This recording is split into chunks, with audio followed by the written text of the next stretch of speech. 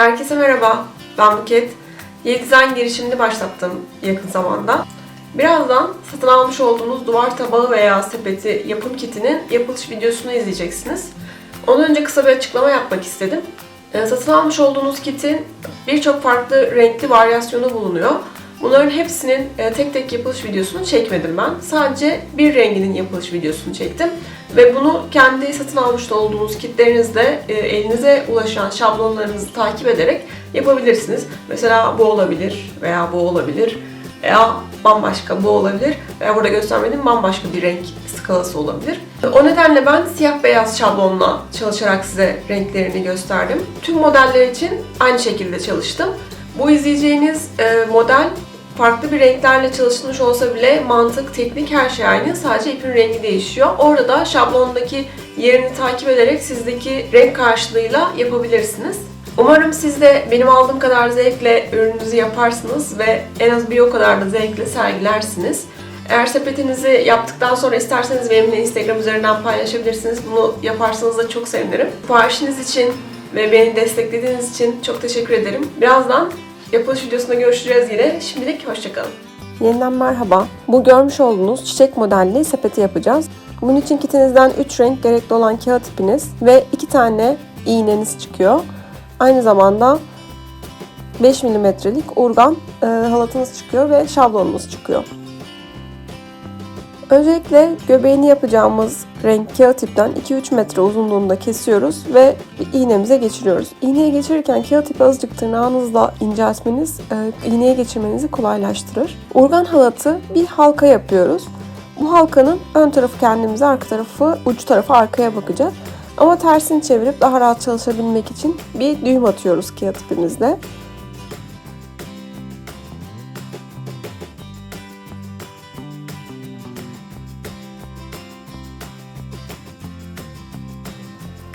Hatta ikili düğüm atıyoruz ki daha sağlam tutması için.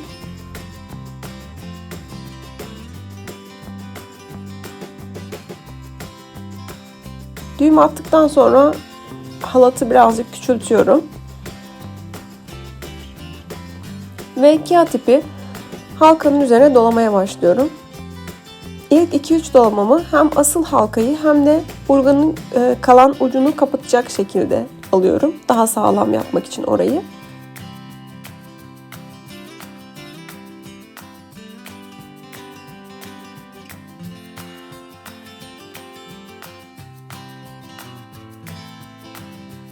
Sonrasında sadece halkayı doluyorum. Gördüğünüz gibi ucuyla halkanın arasına soktum kağıt ipi ve bu şekilde dolamaya devam ediyorum.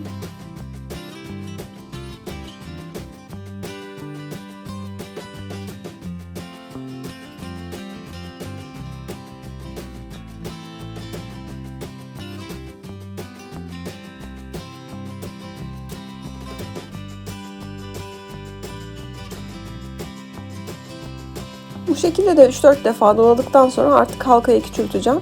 Bunun için hem halkayı sıkıca kavruyorum hem de urganın uzun ucunu kavrayıp çekiyorum iki tarafa. Böylece halka minicik olmuş oluyor. Ortasında bir delik olmamış oluyor. Ben bu şekilde halkanın bütün etrafını dolayana kadar döneceğim. Genelde hep sağ tarafa doğru ilerliyorum.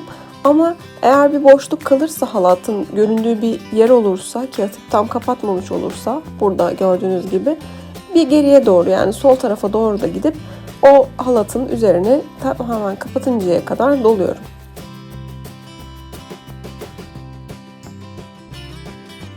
Bu halkanın tamamını ileriye geriye ne kadar gitmeniz gerekiyorsa, alttan halat görünmeyecek şekilde ne kadar sık yapmanız gerekiyorsa o şekilde dolayarak ucuna kadar geliyoruz.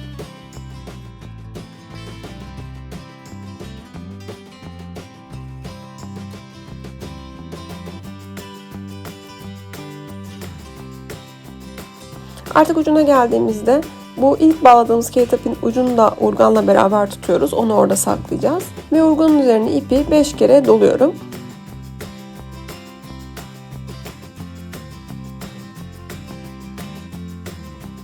Elimle çevirmeye çalışıyorum urganı. Halka şeklinde etrafına döneceğiz çünkü. Kağıt ipim alt taraftayken Arkadan yukarı doğru çıkıyorum ve tekrar aşağıya giriyorum ve yukarı çıkıyorum. Biz 8 hareketi yapmış oluyorum kağıt iple. Bakın 5 kere saracağım, şimdi tekrar yapacağım.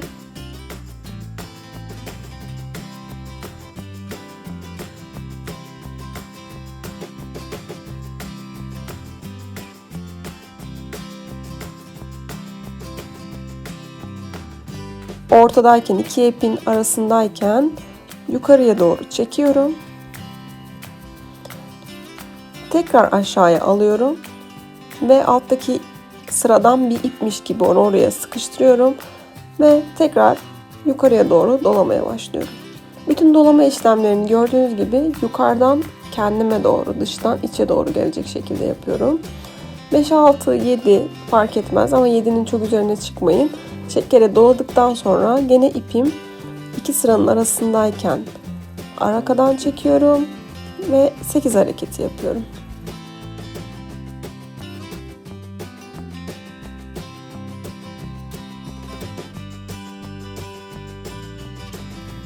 İlk sırada bütün batmalarımı ortaya yapıyorum mecburen. Ancak birazcık büyümeye başladıktan sonra hemen bir alt sıradan sıraya batıyorum. Gördüğünüz gibi birazcık büyüdü. Artık ortaya değil bir alt sıradaki boşluğa geliyorum. Tam birleşme noktasına geldiğim için kağıt ipim geçmedi. O yüzden birkaç kere daha sardım. Kağıt ipin tam olduğu noktadan batmak. İp çapraz bir biçimde durmamalı, düz bir biçimde durmalı. Yani alt sırada çektiğinizde. Bu şekilde alt sıradan bir ipmiş gibi göstermeye çalışıyoruz çünkü. Bu şekilde bardan bağladığınız hiçbir şekilde belli olmuyor. Ve 5-6 dolamada bir yaptığınız için de daha hızlı ilerliyor.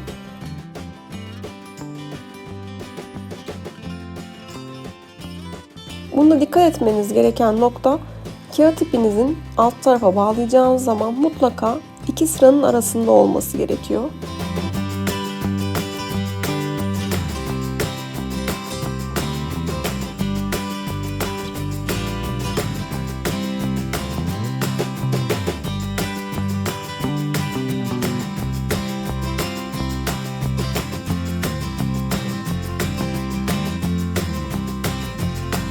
İpim bitti. Yeni ip takmayı da göstereceğim size. Gene kağıt ipimden 2-3 metre uzunluğunda kesiyorum. İpime geçiriyorum. Onu bir kenara alıyorum. Burada tam bağlayacağım noktada bitmiş. Biten kağıt ipinizi böyle 2-3 santim kalana kadar gene kullanabilirsiniz. Sarıyorum. 2-3 santim kaldıktan sonra halatla beraber tutuyorum bu kağıt ipi. Yeni kağıt ipi de onların yanına koyuyorum ve hepsini birden hiçbir şey olmamış gibi, ip devam ediyormuş gibi sarmaya 6-7 dolamada bir aşağıya bağlayarak devam ediyorum. Aynı şekilde elimle sık sık düzelterek düz bir biçimde ilerletiyorum. Derinliği daha sonra vereceğiz, birazcık büyüdükten sonra.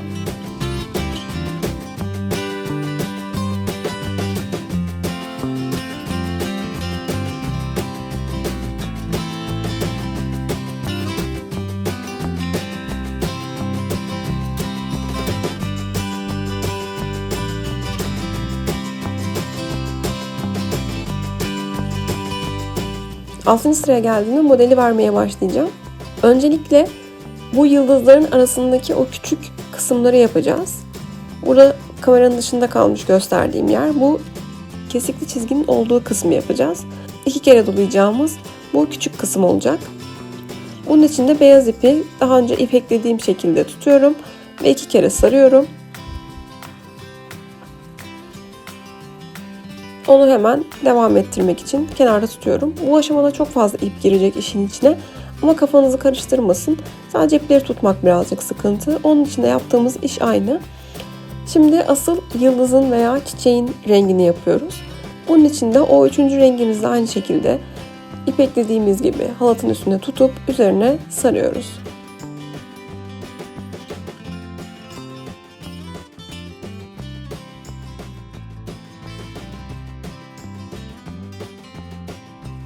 Şimdi bunu aşağı sıraya bağlamam gerekecek 5 kere yaptığım için. Ama benim bu arada mor ipim de bitmişti. Bu yüzden o ipi de aynı şekilde ekliyorum. Alt sıraya bağlamayı bu iple yapıyorum. Yine önceki gibi ortadayken aşağıdan yukarıya batıp sonra da yukarı çekiyorum. Ama bu iple artık dolama yapmayacağım. Bu ipi sadece aşağıya bağladım ve halatla beraber bütün ipleri tutuyorum. 3 ipi de.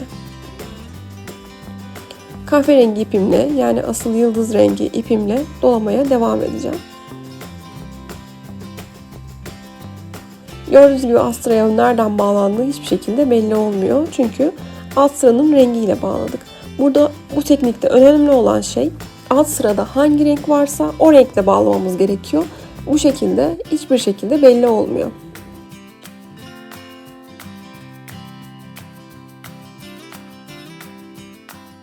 Şimdi sepetimi bu şablonumun üzerine koydum. Burada bakmamız gereken yer bu kesikli çizgiler. Bu kesikli çizgilerin olduğu yerlerde beyazla veya sizdeki hangi renge karşılık geliyorsa bölmeleri yapacağız. Gördüğünüz gibi ilk kesikli çizgiye oturttum. İkinci kesikli çizgiye gelecek yere kadar yıldızın rengiyle döneceğim. Mutlaka sepetin ortasını şablonun orta noktasına getirdiğimize dikkat ediyoruz. Ya kenara falan kaymasın, tam ortada olsun. Ve kesikli çizginin olduğu yeri bir kalem yardımıyla belirliyorum. Bu noktaya kadar kahverengi ipimle veya dediğim gibi sizde hangi renge karşılık geliyorsa yıldızı yapacağım iple devam ediyorum.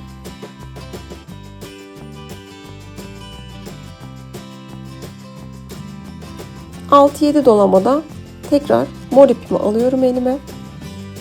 Elimle iki sıranın arasına geçiriyorum. Eğer iki sıranın arasında olmazsa belli olur nereden bağladığınız. İki sıranın ortasındayken aşağıdan yukarı çekiyorum. Tekrar yukarıdan aşağı çekiyorum. Bir 8 şeklinde. Ama 8'in burada üst tarafını yapmıyoruz fark ettiyseniz. Çünkü üst tarafını yaptığımızda moru yukarıda görmüş oluruz. Bizim burada moru kullanmamızın tek amacı aşağıya bağlamak. Kahverengiyle devam ediyorum. Burada beyaz ipi de kesmedim gördüğünüz gibi. Beyaz ip de benimle devam ediyor. Çünkü biraz ileride tekrar kullanacağız beyazı. Böyle kesip eklememize gerek olmayacak şekilde bütün ipleri beraber ilerletiyorum.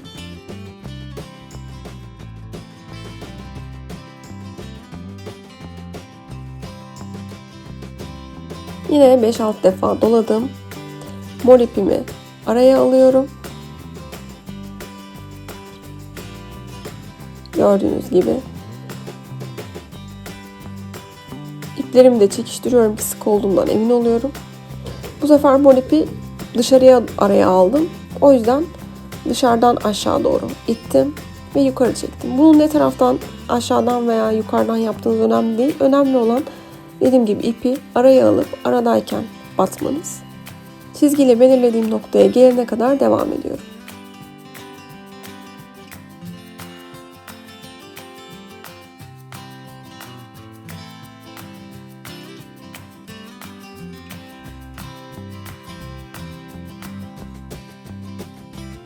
Çizgiyle belirlediğim yere kadar geldim gördüğünüz gibi. Burada beyaz ipi dolayacağım.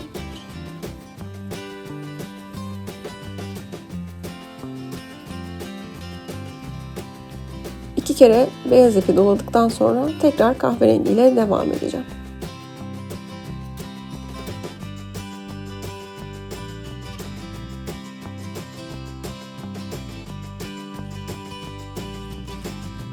Morla artık alt sıraya bağlama zamanı gelmiş olduğu için alt sıraya bağlıyorum.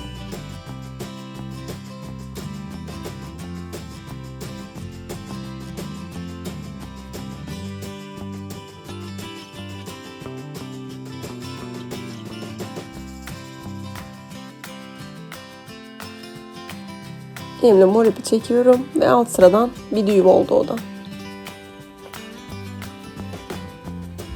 Şimdi tekrar kahverengi ipimle dolamaya devam ediyorum. Her 5-6 dolamada mor iple alt sıraya bağlıyorum.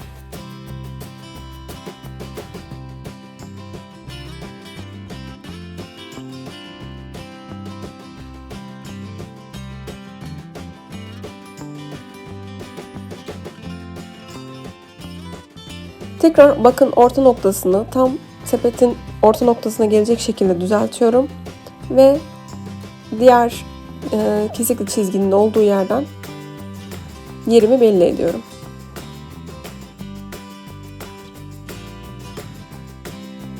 Her seferinde uğraşmamak için bütün kesikli çizgilerin olduğu yerleri çizeceğim bu şekilde kalemimle.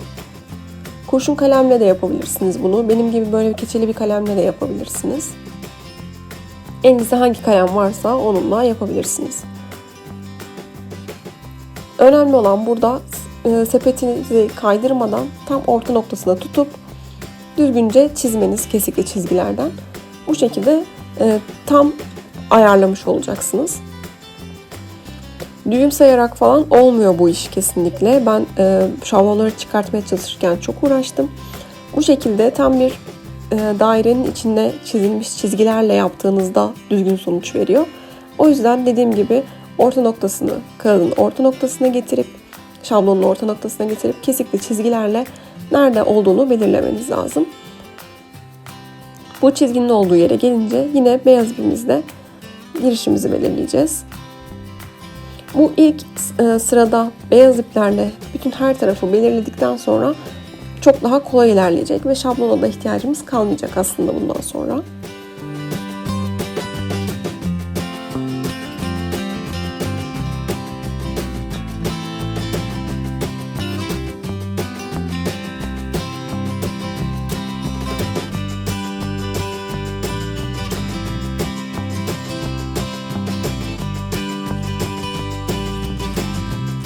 Bu gördüğünüz bütün çizgilerle devam ettim. Bu arada şarj bitmiş ve kameramı kaydetmemiş.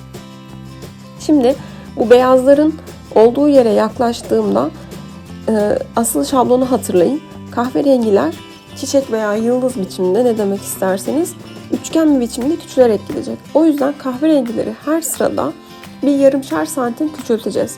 Her seferinde bir yarımşar santim beyaz kahverenginin içine girecek. Bu şekilde düşünerek ilerlememiz gerekiyor. Bir taraftan beyazı daha erken başlattım gördüğünüz gibi. Diğer tarafta da beyazı biraz daha kahverengiye taşıracağım. Bu şekilde her seferinde birazcık içine girmiş olacak. Bunları da dediğim gibi düğüm sayarak ilerlemeyin. Çünkü helezonal şekilde ilerlediği için her tarafı aynı şekilde olmuyor. Bir tarafta 3 arttırdığınızda bir tarafta 5 arttırmanız gerekebiliyor aynı ölçüde taşırmanız için. O yüzden göz kararı yapmanız lazım. Ve zaten güzel olan şey bu el emeği şeylerin birazcık göz kararı yapılması ve rustik olması. Fabrikasyon değil bu ürünler. Sonradan üzerine boyayla boyanmıyor. Yaparken şekli veriyorsunuz. O yüzden çok hafif, birisinin birinden daha iri olması, birisinin daha küçük olması, birazcık yamuk olması gibi şeyler bunlara asıl güzelliğini veren şeyler. O yüzden çok kafanıza takmayın. Bu arada mor iple artık işim bitti. Artık mor ipi bağlamayacağım için sadece kahverengi ve beyazla ilerliyorum.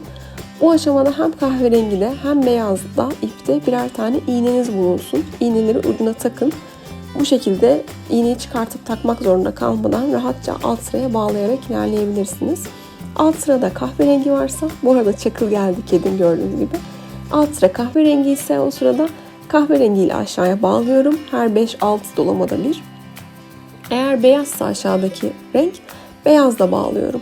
Bu şekilde her sırada birazcık kahverengiyi küçülterek, beyazı arttırarak ilerliyorum. Gördüğünüz gibi gene beyaza yakınlaştım.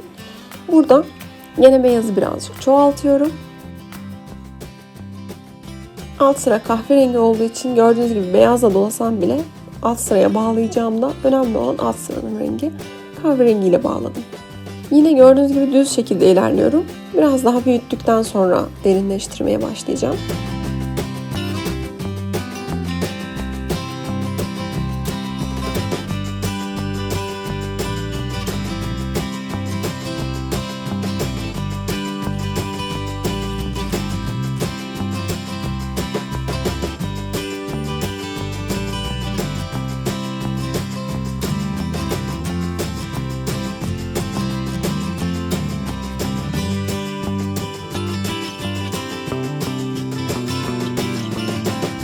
Dokuzuncu sıraya geldiğimde artık derinleştirmeye başlayacağım hafiften. Benim bu sepetim ne çok sığ ne çok derin oldu. Eğer biraz daha sığ isterseniz bir sıra, bir iki sıra daha ileride derinleştirebilirsiniz. Eğer daha derin isterseniz bir iki sıra daha önce de derinleştirebilirsiniz. Derinleştirmek için de yapmamız gereken tek şey, halatı normalde dümdüz ilerletiyorduk. Bu sefer birazcık kaldırarak yapmak. Bu şekilde birazcık kaldıracaksınız. Bakın, aşağıya bağlarken birazcık kaldırarak tutmak ve bu şekilde elinizle düzelterek hafif hafif kaldırarak ilerletmeniz. Sıralar ilerledikçe bu derinleşmenin ortaya çıktığını göreceksiniz. Aynı şekilde her sırada beyazı birazcık arttırarak ilerlemeye devam ediyoruz. Gördüğünüz gibi zaten birazcık derinleşmeye başlamış bile. Elimle her seferinde güzelce düzelterek ilerliyorum. Sepeti yaparken her şey sizin elinizde. Sizin ne kadar düzelterek ilerlediğinize bağlı olarak düzgün ilerliyor. O yüzden sık sık elinizi düzelterek, yuvarlak şeklini koruyarak ilerletin.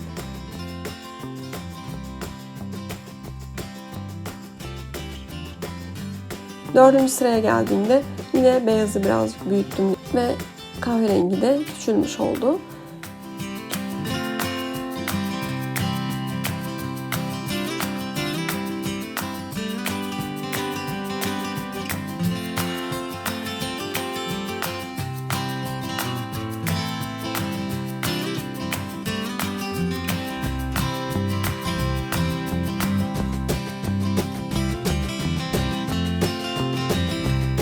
Artık kahverengi iyice küçülmeye ve modelimiz de iyice ortaya çıkmaya başladı. Derinliği de görünmeye başladı sepetin.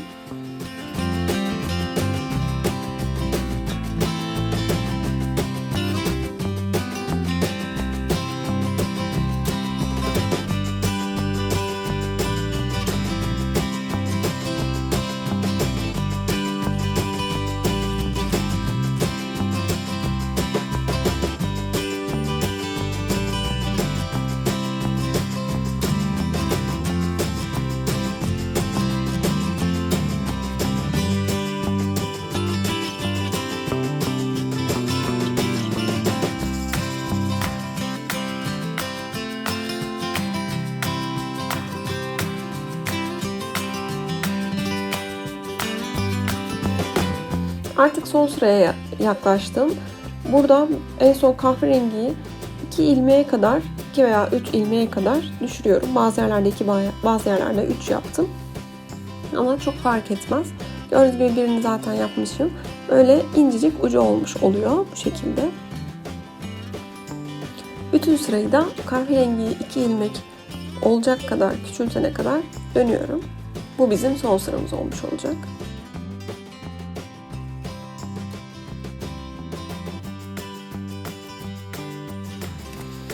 Bu sırayı da tamamlarken çakıl geliyor, kontrol ediyor tekrar benim yaptıklarımı. Ben de artık tamamlandığı için ipimi beyazın orta noktalarından bir yerden birazcık diagonal olacak şekilde, ucu sivri olacak şekilde kesiyorum artık halatın kalan kısmını. Devam etmeyeceğim. Kahverengi ipimi de kesiyorum çünkü kahverengiyle bağlayacağım, kullanacağım bir yer kalmadı. Beyazla ipin ucunda 1 santim kalana kadar aynı şekilde her 5-6 dolamada aşağıya bağlayarak devam ediyorum.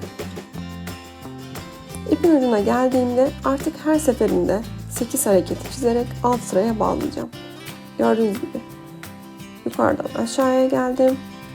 Bunu araya soktum. Ve tekrar yukarı çektim. Bu şekilde 8 yaparak en ucuna artık gidemeyeceğim yere kadar gidiyorum.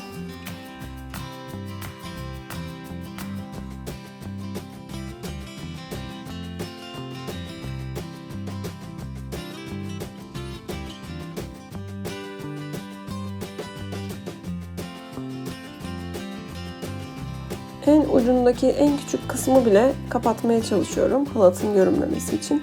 Ama artık ipim halatın üstünden düşmeye başladığında bu ipi bağlayacağım. Bunun için bir alt sırada o 8 çizerken kullandığımız yerlerden yararlanacağım. Öncelikle ipin düzgün durması için bir alt sıraya düğüm atarmış gibi çekiyorum.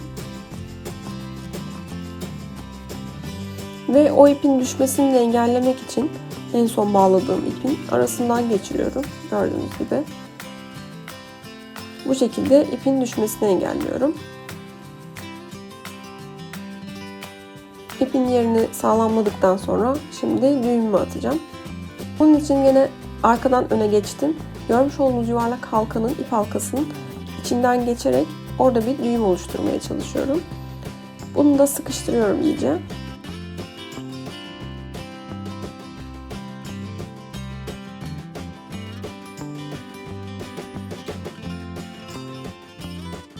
Ve orada düğümümü oluşturmuş oldum. İpimi kesiyorum. Ve sepetim hazır. Eğer bunu masa üzerinde bir yerde kullanacaksanız artık bu aşamada sepet tamamlanmış oluyor. Elinizde en son düzeltmeleri yaparak kullanabilirsiniz. Ama duvara asacaksanız bir de askı yapmamız gerek. Bunun için yine beyaz ipimle nereden askı yapacağımı belirliyorum. Bunun arkasını çevirip 8 çizerken kullandığım ipleri bakıyorum. Onlardan birisine bu şekilde arkadan batıp önden tekrar batarak ipi çekiyorum ve orada ipi bağlıyorum.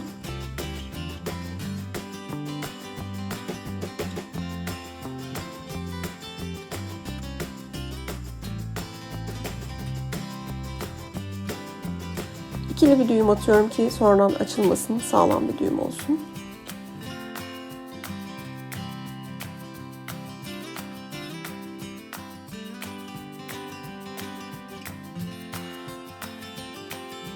Onun bir 5 santim, 6 santim yanına tekrar batıp çıkarak asacağımız yeri oluşturuyorum. Bu askının boyunu ayarlıyorum.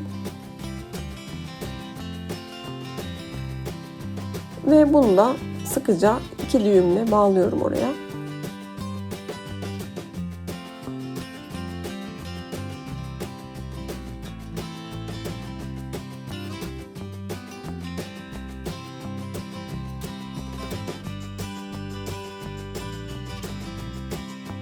İplerimin de ucunu kestiğimde sepetim tamam olmuş oluyor.